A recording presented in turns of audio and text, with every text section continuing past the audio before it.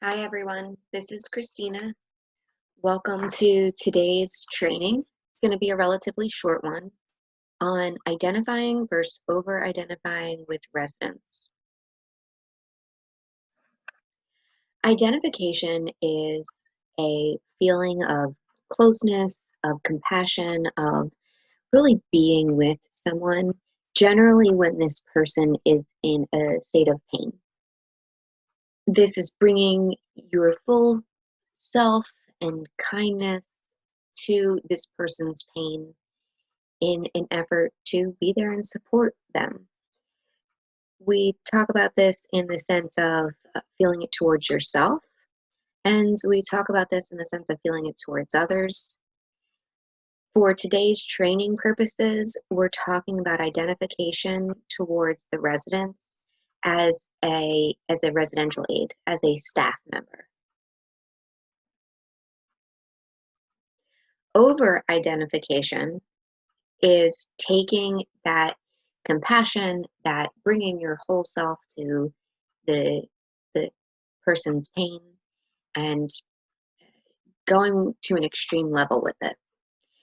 This extreme level is often brought about by the persons, not the residents, but the staff members for the sake of our training today, the staff members' own baggage, their history. This results in the staff member not really responding to the resident's pain, but responding to their pain. This loses the resident's perspective and it pushes you away from helping the resident because you're not separating out your stuff from their stuff. So this really pushes staff towards acting in a way that they would not normally act in the workplace. So this would look like perhaps raising your voice to a resident or becoming so upset, so overly upset with something going on that it brings you to tears, becoming enraged. All of these are examples of feeling an extreme sense of identification with whatever is going on in the workplace. Um, the sadness, all of these normal emotions that you might feel on a regular basis at work. So we do have sometimes it is sad.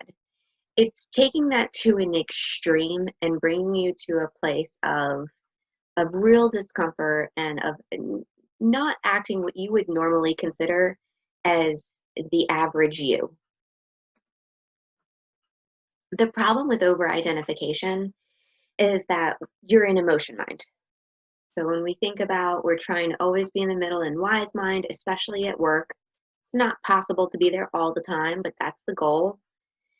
And this is bringing you really far over to one extreme of an emotional place. Remember, this is reacting to your stuff, not the residents. So we're not giving the resident everything that they need. And what they really need is a secure place where they can come and express themselves in a way where they know they're not going to damage or hurt or um, endanger someone's mental state, a staff member's mental state. Residents need us to be their secure base. And in order for us to show them that, there does need to be a level of detachment from the pain and suffering that they're going through, especially if it rubs up against your baggage. When we over-identify, we're putting ourselves at risk. We have to be extremely aware of our behaviors. Over-identification can sometimes happen automatically, so we need to bring awareness to it and then, as a result, proceed very carefully so that we're not acting in a way that would put our job at risk, that would put the residents' well-being at risk, that would put your well-being at risk. Um, we have to call it what it is. Call it a personal reaction to our personal pain, as opposed to a, um, a blaming of the situation was so overwhelming because it was so sad, or because it was so infuriating, or because it was so anxiety provoking.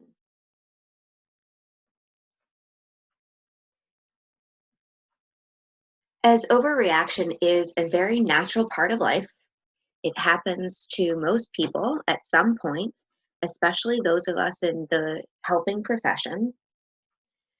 We have to know what to be on the lookout for. It's not about preventing over identification necessarily, although we want to get to that point. It's more about not letting those emotions control you, and you being aware that these emotions are taking place, exactly what's leading to this, or at least an idea of what's leading to this, and proceeding with a clear plan instead of just an emotional reaction. When you're saying something like, "This is exactly what's happened to me. I've been in that exact same spot before. This is just like when yada yada yada happened. This is so tough. I've been through the same thing." That's a hint, just a hint that you are going down the over identification path because you're bringing it to your own stuff. You're bringing it to your own reaction. Another hint is when strong emotions come up. This is something, if we're thinking about emotions, in emotional intensity on a scale from 0 to 10, whatever your normal is at work, if you're normal at like a 3 or a 4, when something sad happens and you're at a 7 or an 8 on that sad scale, that's another hint that the high intensity of the emotion is an over identification. When we feel like we need to act immediately to save a client, we are often reacting to something that it's a way we wish someone would have acted towards us or towards our loved one, perhaps. This urge to save and do something right this second is another clue that we might be over identifying. If this action that we have to immediately take, or our saving plan, doesn't actually help, or it for whatever reason fails, it would be extremely upsetting to you. Another hint that you may be over identifying is being tempted to break the ARFC rules or NEST rules, the employee standards. Being tempted to assist residents outside of what you're supposed to. So on off hours, or just in any way that is non-conventional without prior approval. And finally, one of the biggest clues that you're over identifying is feeling like you wouldn't want to say to your supervisor exactly what's going on. There's some bit of um, shame or um, hesitance based on your own baggage that you wouldn't want to say it. You wouldn't want to speak it out loud. You definitely wouldn't want to say it to a superior. So once we see this is going on, once we recognize this in ourselves, we have to use the DBT skill of stop. It's one of the go-to ways to just make sure we're moving out of emotion mind and into at least a more logical place.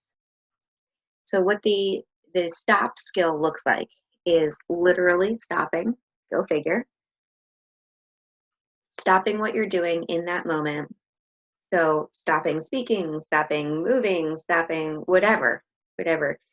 Um, just freeze. Then you have to take a step back. This can sometimes mean physically removing yourself from the situation. So this could potentially mean saying, excusing yourself to the restroom, to speak with the other RA that's on staff, to just take a few moments. In some way, you may be physically removing yourself from the situation. In another example of taking a step back, you are intellectually or emotionally looking at the situation from someone else's perspective, trying not to look at it from your own eyes anymore. Next, you're going to describe what's going on within you. So this is going to sound and look like, I am feeling completely overwhelmed by this situation, and I know I'm overwhelmed because I've had racing thoughts up until this moment. For instance, um, I'm observing in myself that I am intensely sad, and this is bringing up memories of this extremely distressing experience I had in my life. After we've really observed what's going on with us, and you are able to identify, okay, this is my anxiety, this is my sadness, this is my intense concern for someone else's well-being that is just overtaking me. Proceeding mindfully, meaning taking some of the emotion out of the equation and sprinkling in some logic by taking in everything you know from this training about over-identification, about what you know about yourself, and the ARFC and NEST procedures, rules, protocol to make a plan to move forward.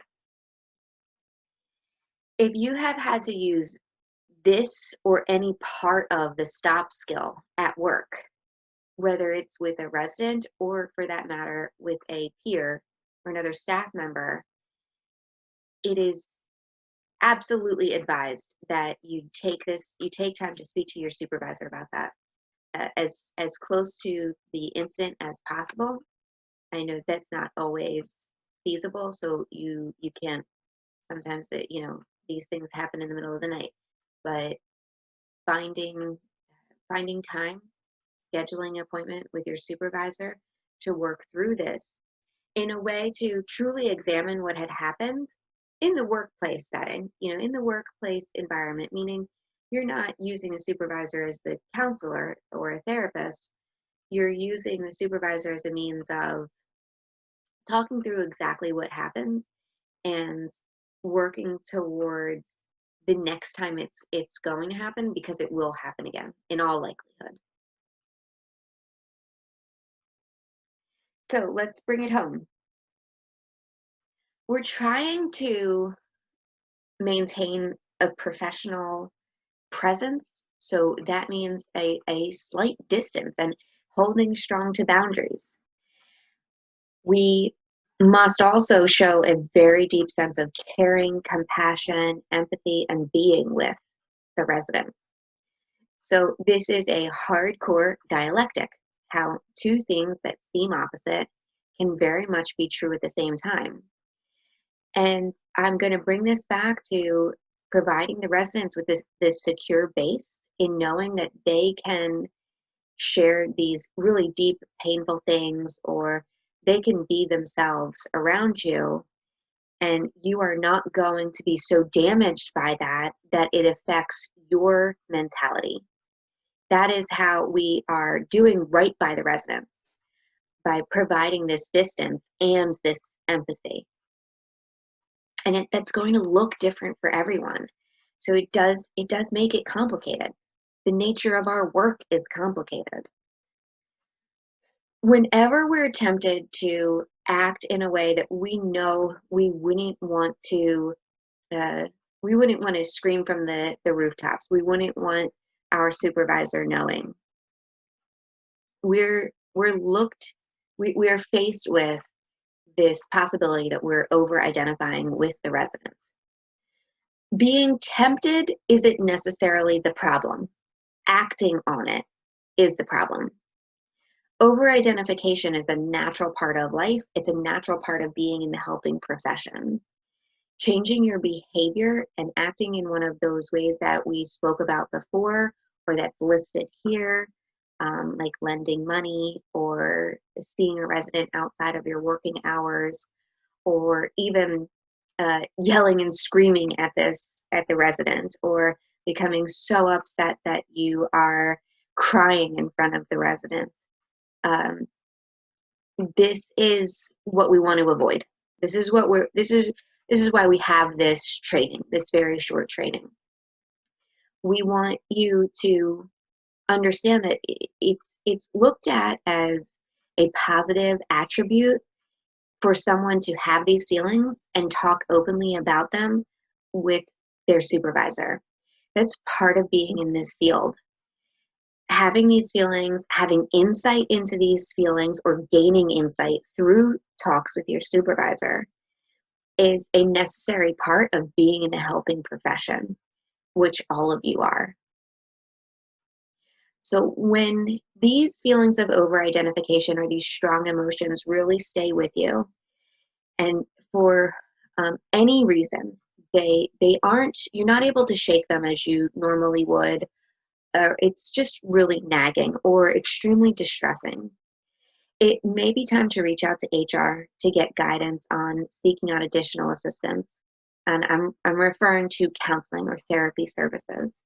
Sometimes we have to work through our own stuff so we can bring our best self to the nest, to the residents. And that's what our mission is. I hope you guys got something out of this training. I will look forward to seeing you in the next one.